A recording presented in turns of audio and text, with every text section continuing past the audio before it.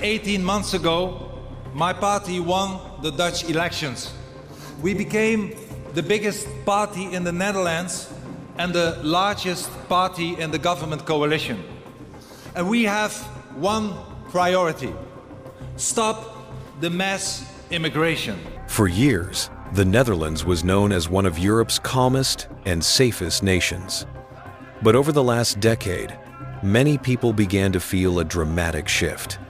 Newspapers, social media, and public debates started highlighting a rise in organized crime, street violence, and disturbances around asylum centers. Across different regions, residents reported overcrowded shelters, late-night noise, and clashes between groups inside the centers. Videos began circulating online showing fights breaking out in refugee housing, police being called again and again, and neighborhoods saying they no longer felt safe walking at night. At the same time, the Netherlands saw a worrying rise in drug-related violence, especially in Rotterdam and Amsterdam. Then came what many people call the breaking point. Several cases where individuals with pending asylum claims or rejected asylum statuses were involved in violent crimes. The Dutch are, as you know, by nature a welcoming people. But too many fake fugitives, too many freeloaders, criminals, those who want to live off us but do not respect us, are entering our country. These incidents dominated headlines, sparked emotional debates, and made citizens ask, why are dangerous individuals still here? This is the environment Geert Wilders stepped into. He presented himself as the only politician willing to say openly what many people were thinking quietly. He pushed for immediate deportation of violent offenders, stricter vetting, and the closure of asylum centers with repeated police incidents. So in this video, we will explore the measures the Netherlands has taken in response to mass migration.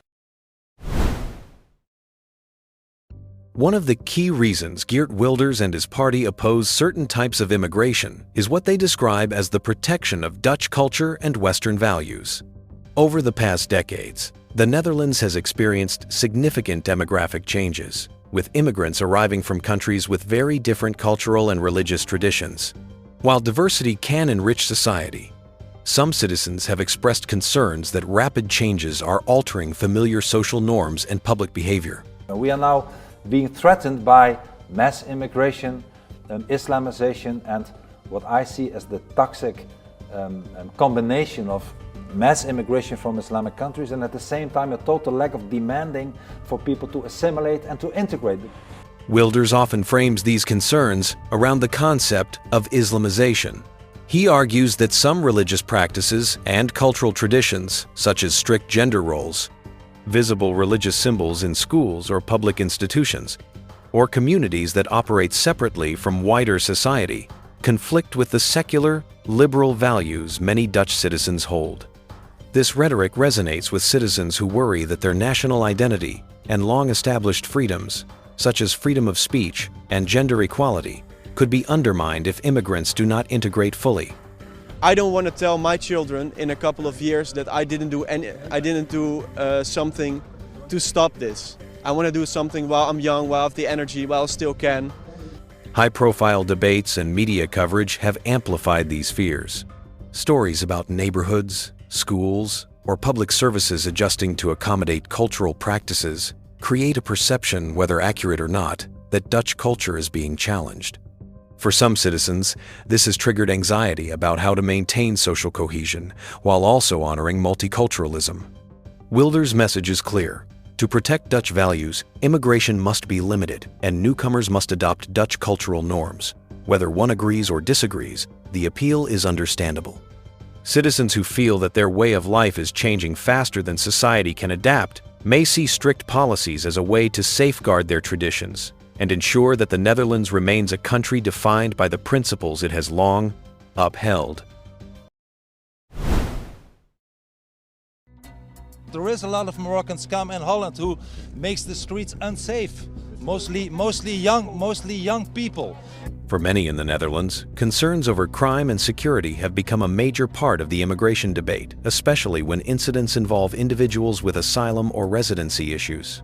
In recent years, crime statistics have attracted growing public attention.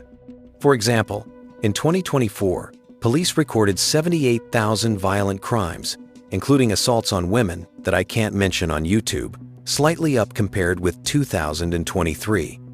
At the same time, the number of homicides in 2024 reached 133, a rise of 6% compared to 2023, with the capital Amsterdam alone accounting for 20 of those killings, double the previous year's total in the city. These numbers have shaken a sense of security among many Dutch citizens. If you're in Amsterdam, don't wear your AirPods Max out in the street or in the park. Let me tell you what happened to me last weekend in Vondelpark. As I'm walking the intersection of Emmalaan, I felt suddenly out of nowhere someone that grabbed me from the back, pulled me and pulled my hair and removed my AirPods Max, pulling my hair in the process. So it was quite aggressive actually. According to a 2023 safety survey, about 35% of residents said they sometimes feel unsafe, up from 33% in 2021, while 15% reported feeling unsafe in their own neighborhood, up from 13.9% 2 years earlier. For people living in cities or areas with rising crime, these statistics reinforce a narrative that public safety is under threat.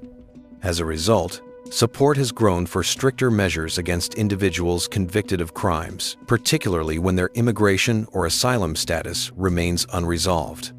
In 2024, a total of 5,990 individuals without residency rights left the Netherlands, marking a 4% increase over the previous year.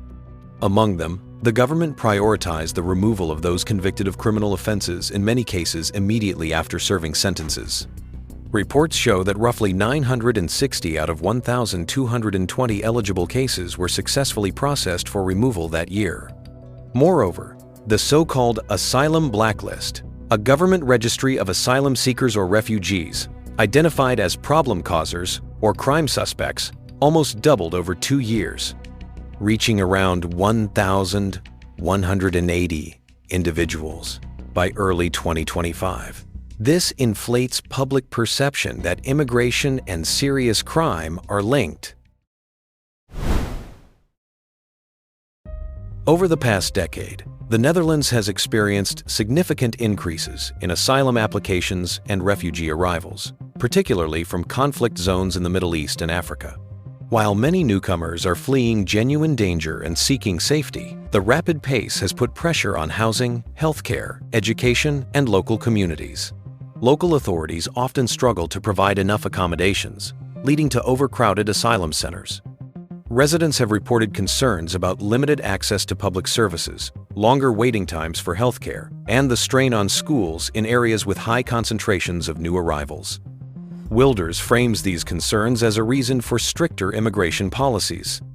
He argues that to maintain stability and protect Dutch society, the government should limit new arrivals, ensure that asylum seekers follow integration programs, and prioritize resources for citizens and long-term residents. The aim, according to his messaging, is to prevent overcrowding, reduce potential conflicts, and safeguard the social fabric of the nation. The political resonance of this message is significant. Many citizens who feel that government responses are slow or inadequate view stricter policies as a way to regain control over their communities. Whether through public debate, local elections, or national surveys, there is clear support among certain segments of the population for measures that limit asylum intake and enforce integration requirements. Ultimately, the debate is about balance, providing refuge for those in need while ensuring that the system can function effectively, neighborhoods remain cohesive, and citizens feel secure in their daily lives. In this context, concerns over asylum system overload and social cohesion continue to be a central issue in Dutch politics, shaping both public opinion and policy decisions. Mass migration is one of the most pressing challenges facing Western nations today. While every country has its own unique circumstances, there are lessons to learn from the Netherlands, a nation that has faced rising immigration, integration challenges, and public concern about social cohesion. The first lesson is acknowledging the scale of the challenge early. Second, the Dutch approach highlights the importance of strong integration programs.